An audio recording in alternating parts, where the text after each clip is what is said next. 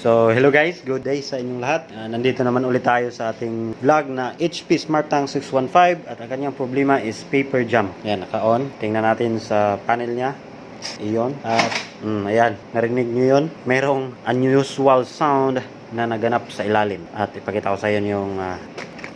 So, ayan, makikita nyo naman, meron siyang paper jam na naka-indicate. So, ating tingnan sa loob, buksan ang printer kung ano ang nangyari. Let's go! So, una natin gagawin is power off. Power off ng unit. Same as usual, tatanggalin ang mga screw, 4 na screw. Isa nandito. Yan. Tapos, dito kabila. Then, dito banda, itaas. Meron dito. Dalawang left and right.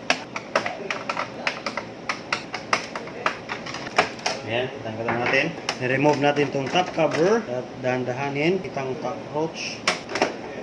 Tatlong screw. Tatlong flex. Tatanggalin natin na nahulog pa yung dalawa. Okay. Ganun.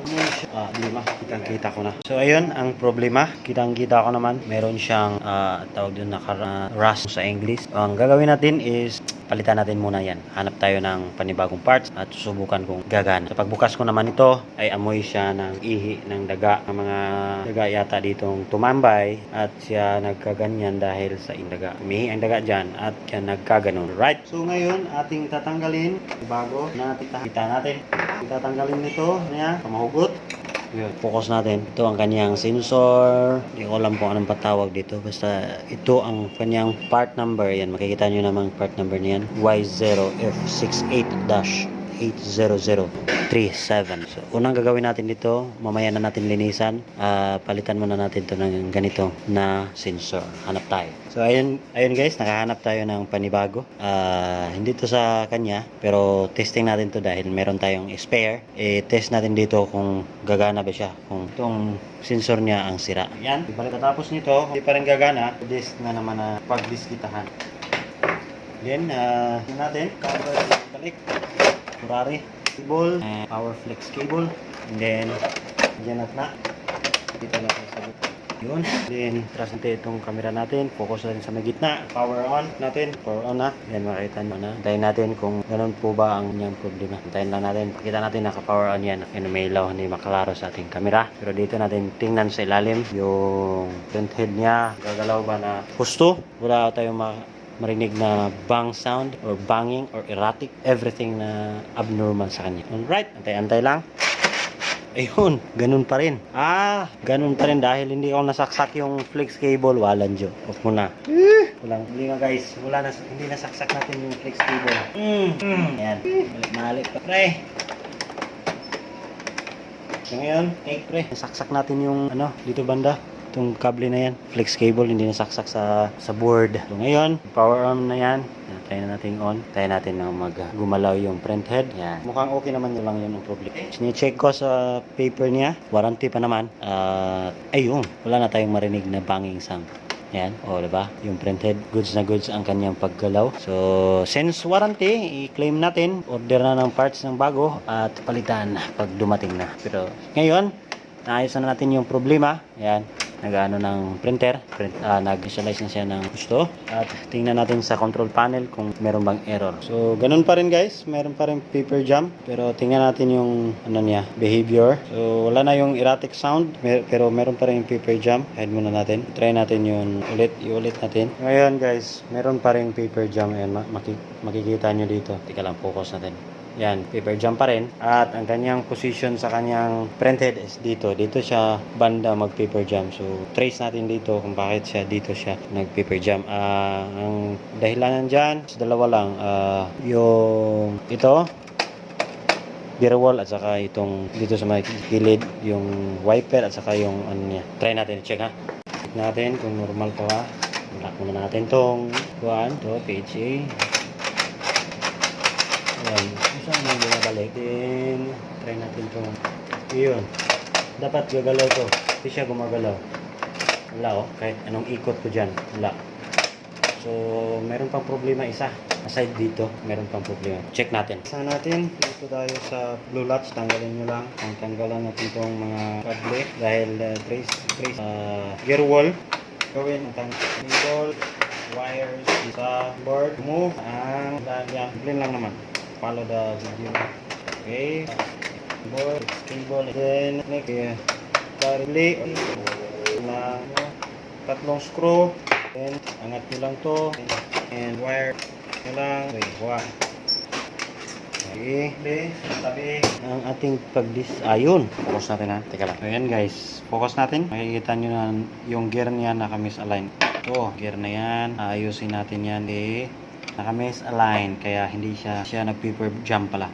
Kaya ito yung umpisa at pangalawa na jump. Tatanggalin yan. So, hindi kita kasi umpisahan na pagtanggal. First, muna yung tanggalin na dalawang screw lang din sa mismong parts. Tanggal nyo ito banda pa tayong tweezer pad spring. Tapos yan itong banda, then dahan-dahan nyo nang iangat. Ito pwede, kailangan tanggalin itong puti na cover. Yan ito, ayun ang gear nahulog na, wala na, nahulog ng gear. So assemble natin to. Ayun, ito na ang ating gear wall na tinanggal. Yan, symbol muna natin to. Tatanggalin natin to kasi yung symbol kong flat yan. So dito natin ilagay yan. Itong clip na to, ito yan makaklip sa gitna. Alayin nyo lang. Yan, sure nakaganyan.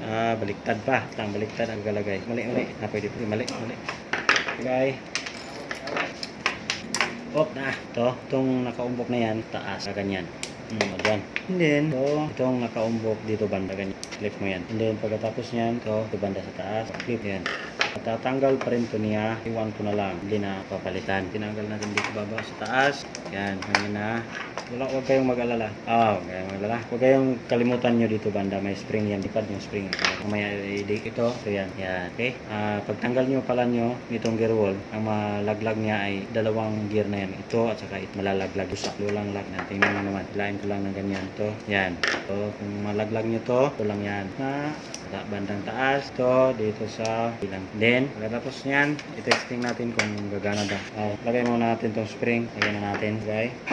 Yan. Ngayon na, assemble na natin yung gear wall. Ibalik natin i-testing kung gagana. So ngayon, assemble time na naman tayo. Banda. Paano nyo kinalas, yun din pagbalik. Simple. Yan. Ito, ilagay natin to.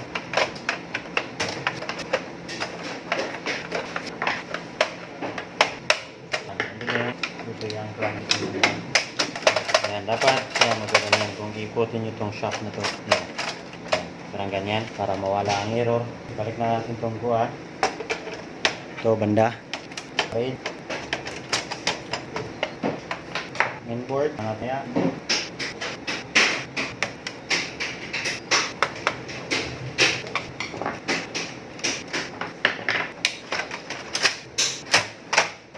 So ngayon, nabalik na natin yung mga parts. Power up na natin. Alam natin na maayos. Up, power in, power on. Yan, antayin natin na mag-error. Kung mayroon ba talagang error. Yan, power up. So, recap lang muna.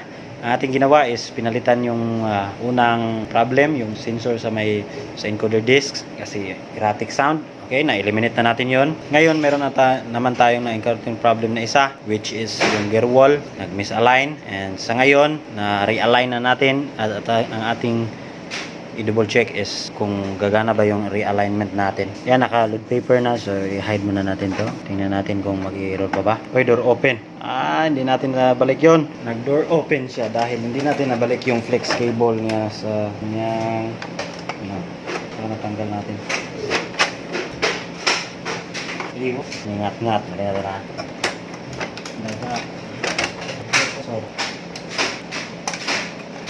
Yan, makikita nyo naman, nakasaksak naman siya dito banda kanina, tinanggal ko. Nakasaksak naman, pero door open pa rin. Okay? So ngayon ang problema is itong flex cable dahil kita nyo naman, flex cable ayan umaangat, ayan makikita nyo, umaangat. Mag-i-error talaga yan.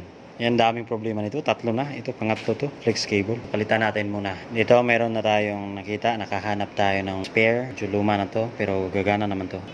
Ating ilagay dito sa kanya. Ayan guys, nalagay na natin ito. Lagay na natin yung bagong, hindi bago. Spare natin na parts. Flex cable. Dahil ingat-ingat yung luma niya. Ang gagawin is power up na natin. So, power on. Yan, nag-on na. Yan, kita nyo, nag-power up na. Antayin natin kung mag-i-error pa ba. to paper, hide na natin. Ayan, meron tayong focus na. Naka-focus na tayo dyan sa panel niya. Tingnan natin kung i-error pa ba rin. Eliminate na natin yung banging sound, paper jam sa gear wall. At ayun, meron pa rin ang flex cable. So ngayon, sana wala na. Mukhang okay na siya. Okay na. So ngayon, mag-print tayo ng print self test. Ilagay ako ng papel A4 daw. So modify natin. Hindi A4 ang ilagay. Kung hindi ay liter. Plain paper, done. So ngayon, test print natin. Top test report. 1, 2, 4. Report menu. Yan. Tapos punta tayo sa report menu. And then print make button top. And the code ating gagamitin. Code number 10. Okay. And we'll be printing. Check natin kung lalabas ba.